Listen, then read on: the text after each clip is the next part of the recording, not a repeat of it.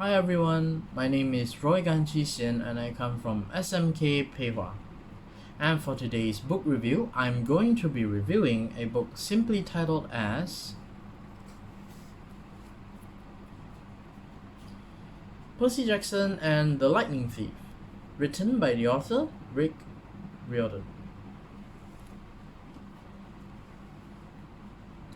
Now this book in particular has been with me for around 7 to 8 years now. And I still can remember the story quite vividly in my mind.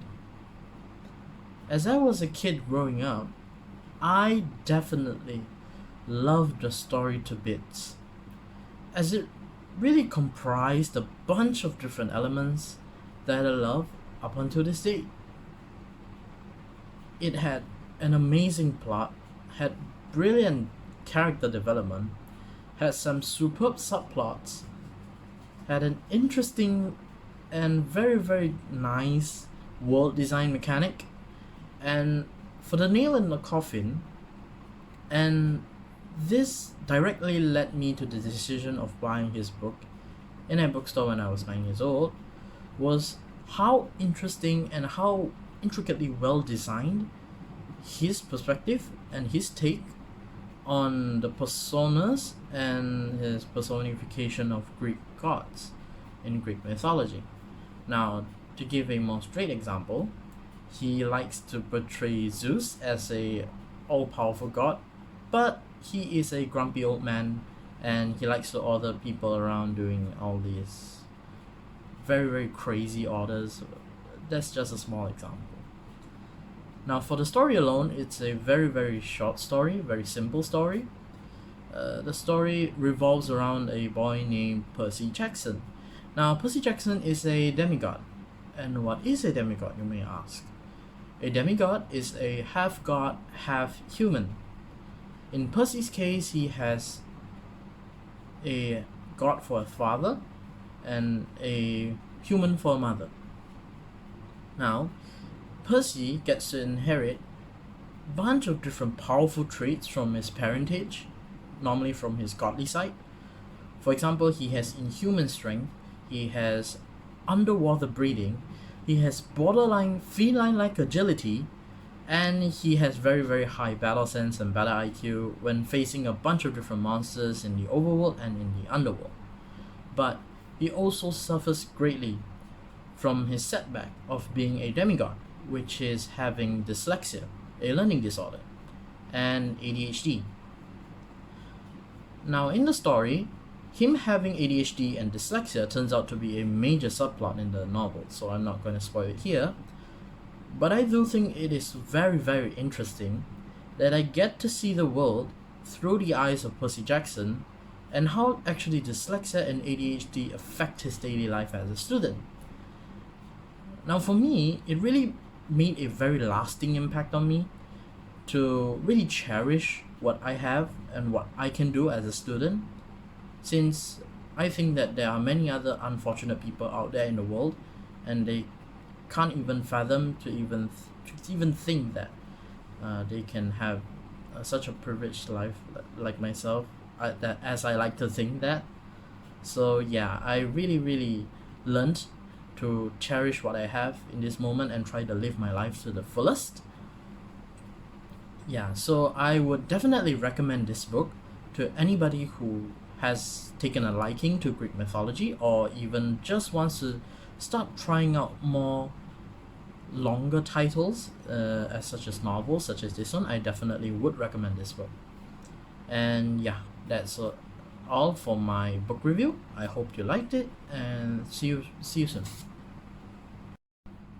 As for the current issues of students having to undergo education through online classes using various applications such as Google Meet, Zoom, and etc., I definitely would wholeheartedly agree that online learning is a great way and a great alternative for students who want to keep up with their studies during this MCO break. Now, for me personally, I would prefer slightly physical education over online learning. Now, to some context, what is physical education?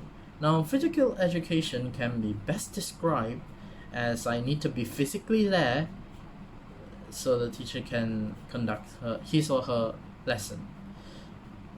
Just for a more clear example, I will wake up at 8 a.m. I will need to go to school. I will sit in my class. I will listen to what my teacher is teaching for the day attentively. And finally, I would have to sit down for any public exams in school. Now, that is just my personal preference. If any of the students out there love online learning over physical learning, that's completely fine. It's just up to them. But I always like to see things in pragmatical ways. I always like to see things in two different lights, a good and a bad. There are always pros and cons. So when I think of online learning, the first pro that I just snaps into my mind is its accessibility. Students generally just need a spare gadget and some rather stable connection, and they will be able to attend their classes at any time and at any place. So I think it is really, really convenient that students get to surf up online and have real-time interactions with the teachers. The second thing that I really sparked into my mind when I first thought of online learning was that how cheap it is, how affordable for university students are.